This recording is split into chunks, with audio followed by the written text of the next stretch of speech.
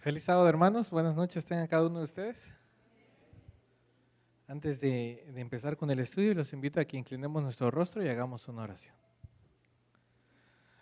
Amante Padre que moras en las alturas de los cielos, muchas gracias te damos, Señor. Estamos aquí reunidos con el propósito de alabar y honrar tu nombre. Y que estas 24 horas sean sumamente especiales en nuestra experiencia espiritual contigo, Señor. Bendice este momento de adoración y que cada pasaje, cada palabra, Señor, lleve la unción de tu Espíritu Santo. En el nombre de Cristo Jesús lo pedimos. Amén.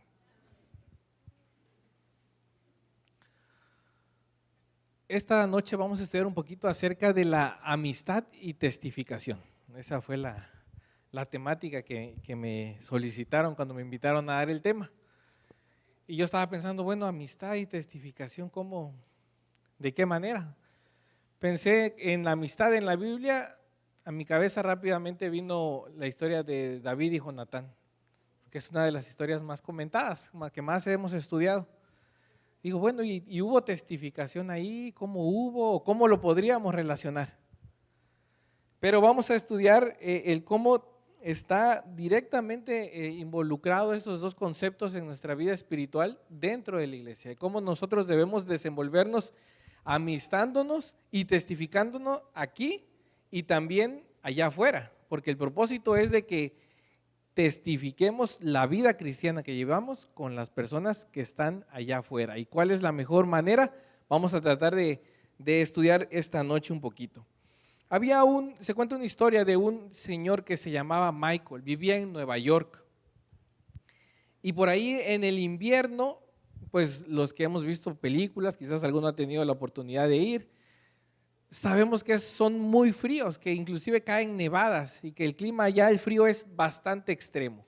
Entonces, cada mañana que él iba a su trabajo, pues iba sumamente abrigado, iba con mucha prisa, porque así es la vida de una ciudad grande, de una ciudad con mucho tráfico, con mucha gente, muy poblada, y él se manejaba enfocado en su tiempo y en el lugar a donde debía ir. Así que una de esas mañanas se levantó, iba caminando rápido y al doblar una esquina se encuentra con un anciano y chocan sin querer. Como Michael era mucho más joven que el anciano, pues se pudo sostener en pie, pero el anciano cayó y quedó sentado en el piso. Cuando Michael lo ayuda a levantarse y le tiende la mano, se da cuenta que el señor tenía las manos heladas y él no llevaba guantes. Pero Michael sí llevaba sus guantes porque él iba preparado. Al sentir que a través de los guantes se sentía lo frío de la mano del Señor, Michael decide quitarse los guantes y regalárselos. Logró ver una pequeña sonrisa en el rostro de este anciano, que le dijo en voz baja, muchas gracias. Michael se despidió y continuó su camino porque tenía bastante prisa para no llegar tarde a su trabajo. Ya en la noche, cuando él sale de su trabajo y se dirige a tomar su transporte, el clima había bajado aún más, la temperatura había bajado y él se dio cuenta que había regalado sus guantes.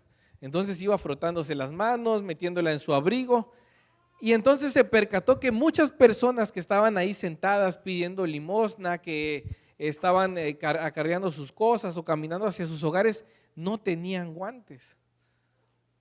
Entonces él dijo, bueno, yo quiero ayudar, yo quiero hacer algo por estas personas, para que no sientan este frío que yo estoy experimentando. Entonces, de paso compró unos guantes y se propuso que al siguiente día iba a apoyar a quien tuviera la mano. Al siguiente día que se encaminaba a su trabajo, se topa con una señora y de inmediato se dio cuenta que ella venía con dos niños y ninguno de ellos traía guantes y venían con el puño cerrado y lo más pegado al cuerpo para conservar el calor. Se acerca y le regala los guantes, pero la señora no lo quería aceptar porque pensaba, quizás es un vendedor, no sea que me vaya a cobrar y no me alcance. Michael insistió y le dio los guantes, y así lo fue haciendo en el camino, pero se dio cuenta que no le alcanzó los guantes ese día. Entonces apartó un día especial y compró bastantes, y en su maleta llevaba muchos guantes para que así todos los días de esa temporada invernal que él iba caminando rumbo a su trabajo, a quien encontrara y tuviera la necesidad, él le obsequiaba unos guantes. a tal punto que en esa zona de la ciudad donde él siempre transitaba, se volvió ya un personaje conocido de todas las personas mendigas, los que no tenían hogar o los que de escasos recursos, y le llamaban Michael el Guantes. Entonces cada mañana ahora que pasaba Michael, todos lo despedían, adiós Michael, cuídate mucho Michael, y ya era un personaje conocido. Así que más allá de saciar esa necesidad de los guantes, Michael estableció una amistad con todas esas personas. Y muchas veces eso nos pasa a nosotros. Hay veces que tenemos que chocar con una persona para poder ver qué necesidad tiene. Tenemos que chocar con una situación para entender que hay necesidades más allá de las que nosotros creemos o las que logramos ver. Recientemente tuvimos con mi esposa la situación médica que quizás algunos conocen, otros no, pero que fue un poquito complicada. Y durante el periodo de recuperación más grave que ya, gracias a Dios, ya pasó, pudimos darnos cuenta de algo que quizás está a veces lo damos por sentado nosotros como iglesia.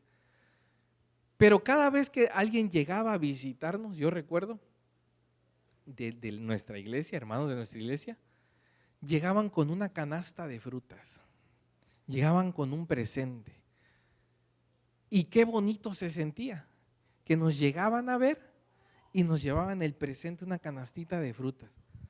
Y entonces yo me puse a pensar, oye, fíjate que yo no había entendido el significado de la visitación en estas situaciones hasta que nos pasó. Hasta que sentimos el aprecio de la hermandad, de los que llegaron, de los que hablaban por teléfono, de los que mandaban un mensajito, con ese simple gesto. Pero esa es la realidad. Hay veces que hasta que chocamos con la situación, no nos damos cuenta de las necesidades palpables que están en nuestro alrededor. Y eso fue lo que experimentó Michael. Vivimos en un mundo lleno de indiferencia, lleno de apatía, y ninguno de ustedes me va a dejar mentir. Por lo menos cada uno de nosotros tenemos un grado de indiferencia para con nuestro prójimo, un grado de apatía para con lo que pasa la persona que está a nuestro lado, o a veces de tantos mensajes, tantas solicitudes que llegan a los grupos de WhatsApp de que oración por tal hermano, que tal hermano tiene esta enfermedad. Ya nada más entramos y leemos, ¿no? Y hay veces que solo se nos solicita una oración, no se nos solicita algo más, sino solo una oración por esa persona que está pasando por un mal momento. Pero la apatía está muy arraigada, y en esta temporada, en estos tiempos de la humanidad, es cuando poco a poco más se va enfriando ese calor, ese amor por el prójimo. Debemos recordar nuestra cita bíblica, Juan 15:16, donde el Señor Jesús le decía a sus discípulos: recuerden que yo a ustedes los elegí, ustedes no me eligieron, y yo los elegí por un propósito, porque tienen que realizar algo. Y el ejemplo del Señor Jesús, más allá de que haya elegido a sus discípulos, no los eligió nada más porque tú eres muy capaz para esto, tú para esto, tú para esto, y me sirven, me son útiles. No. Él los eligió porque también Él les iba a aportar algo a su vida. Él los iba a capacitar para esa tarea que necesitaban hacer. Y la relación directa de Jesús con sus discípulos fue una relación de amistad, de amor, de sinceridad, de honestidad, de asistencia. No había secretos entre Jesús de Jesús para sus discípulos. Ya en la historia que conocemos sabemos que por ahí alguno guardó los secretos. Pero Jesús se manifestó así, nos enseñó, nos puso el ejemplo de cómo deben ser las amistades, de cómo deben ser las relaciones humanas. Él es nuestra referencia. Y hemos estudiado mucho acerca del método de Cristo. ¿Y cuál es ese método tan famoso? Esa frase que a veces manejamos tan a la ligera, pero no nos ponemos a analizar qué es lo que realmente implica esa frase, el método de Cristo. Muchas veces cuando evangelizamos, nos enfocamos más, los hermanos que logran hacer eso, que logran darse el tiempo para evangelizar. Pero hay veces que se enfoca uno más en conseguir un feligrés, conseguir un bautismo, que en conseguir un amigo, que en conseguir un hermano, que en conseguir alguien con quien convivir, con quien confiar, con quien platicar, con quien conversar. Y esa no debiera ser nuestro propósito primario, sino que debiéramos poner en primer lugar las relaciones humanas, y lo demás se irá dando con mucho más facilidad. En la Biblia hay una frase que nosotros conocemos mucho, cuando algún versículo termina, los unos con los otros, o los unos para con los otros. Y esta frase está en la Biblia 52 veces. Y si está tantas veces en la Biblia, es porque significa algo importante, porque ese mensaje, los unos para con los otros, esa relación, esa dualidad, debe ser recíproca en todo momento y lo debemos tener presente, que en nuestra vida cristiana siempre debemos pensar en nuestro prójimo, siempre debemos de pensar en hacer amigos. Vamos a estudiar cinco puntos del por qué las relaciones, las amistades facilitan mucho más la testificación que cualquier otro método, que cualquier campaña pública con un excelente orador, que cualquier cantante, que cualquier concierto que sea súper famoso. Las amistades, las relaciones personales son más efectivas que cualquier otro método. Y vamos a estudiarlo. Juan 15:13 dice de la siguiente manera: nadie tiene mayor amor que este, que uno ponga su vida, ¿por quién? Por sus amigos. ¿Quién es el primero que nos da el ejemplo? Nuestro Señor Jesús. Para poder dar la vida por sus amigos, el Señor Jesús amaba a la humanidad, amaba a sus discípulos, amaba a todos los que veía que tenían necesidad.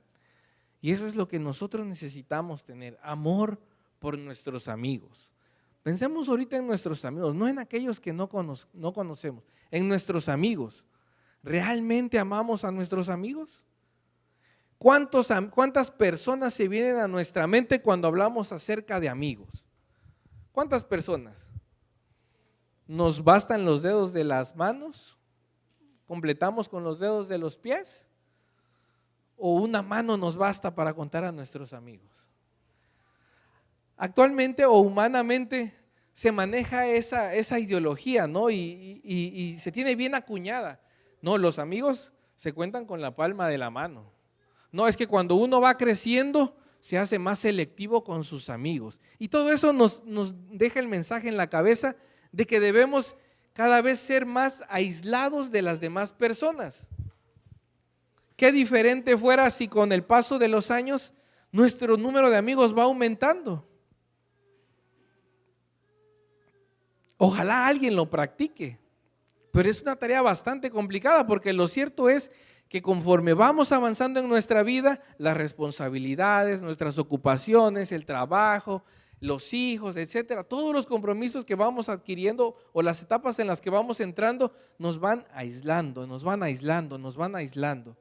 Y pareciera que como adventistas también nos aislamos excusándonos en nuestra religión. Y decimos, no, es que yo no me junto con ellos porque no profesan mi fe, porque no hacen lo mismo que yo. Bueno, ¿y por qué entonces nosotros somos los que se excluyen? ¿Por qué excluimos nuestra creencia? ¿Por qué excluimos nuestra manera de vivir? Cuando debiera ser al contrario, que las otras personas al convivir con nosotros se dieran cuenta qué es lo que creemos. ¿Por qué hacemos lo que hacemos? ¿Por qué no hacemos ciertas cosas? ¿Por qué vivimos de tal manera? ¿Por qué comemos esto? ¿Por qué no comemos aquello? ¿Por qué a ese lugar sí vamos? ¿Por qué a aquel lugar no vamos? Pero nos vamos aislando, nos vamos encapsulando, y ese no es el mensaje que nos dejó el Señor. Número 2, ayuda a salir de nuestra zona de confort, hablando de nuestra vida social y de nuestra vida espiritual. Porque también tenemos una zona de confort dentro de la iglesia, y dentro de la iglesia es, pues yo llego, me siento, si me saludan, saludo, si me invitan a participar, participo, y si no, no pasa nada. Yo ya llegué, ya recibí el sábado, mañana vengo y lo despido y nos vemos el otro fin de semana. Esa es la zona de confort. Y ahora allá afuera, también no es que no comparten mis ideas, no comparten mis ideales, no comparten mis costumbres.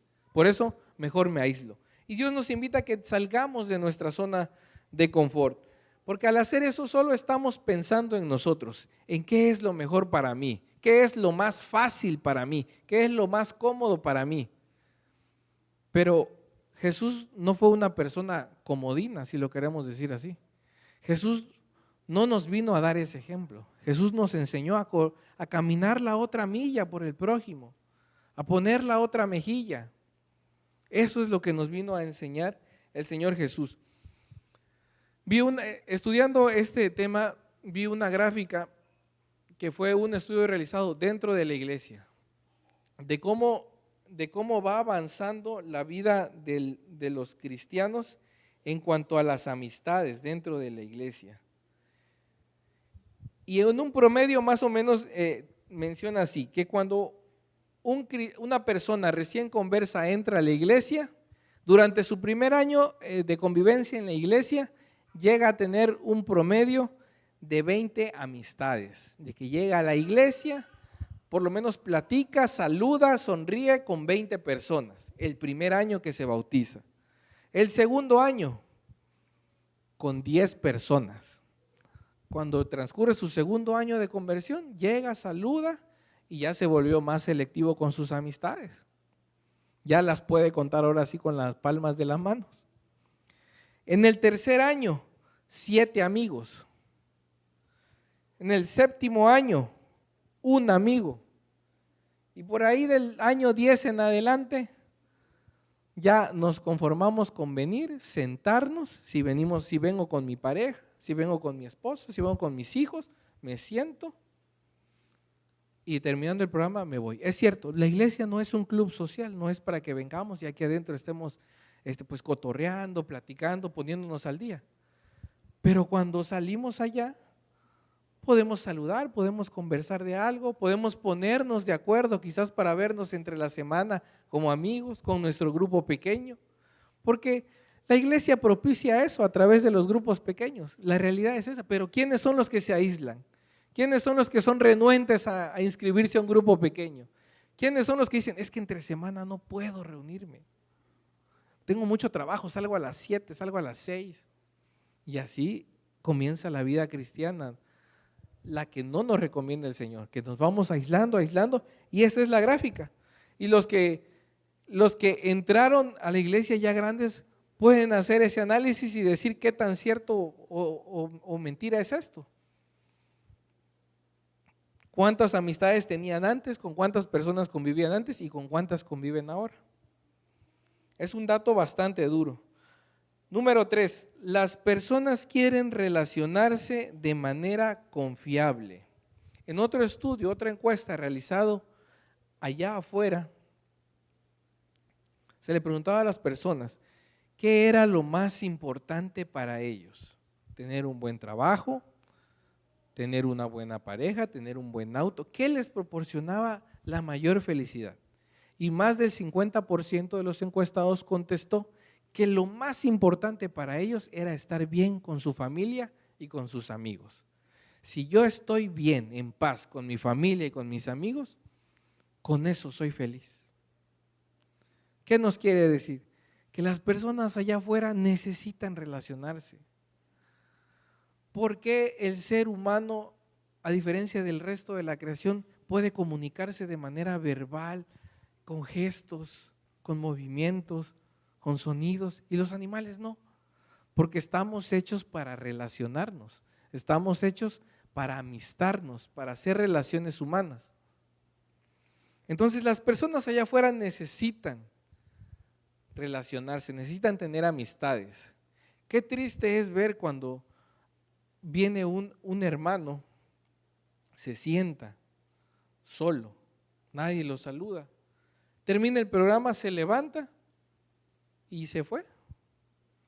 Y hay veces que se pregunta uno, bueno, ¿y ese hermano quién es? ¿Cómo se llama? ¿Nos ha pasado? ¿Sí o no? Nadie puede decir que no ha pasado. Dice, no, es que tal hermano. ¿Quién es ese hermano? ¿Dónde está? ¿Dónde se sienta? ¿Quién lo conoce? Y es bastante complicado porque nos aislamos, hermanos, nos aislamos. Es una tendencia bastante mala que tenemos nosotros, aislarnos, aislarnos, aislarnos.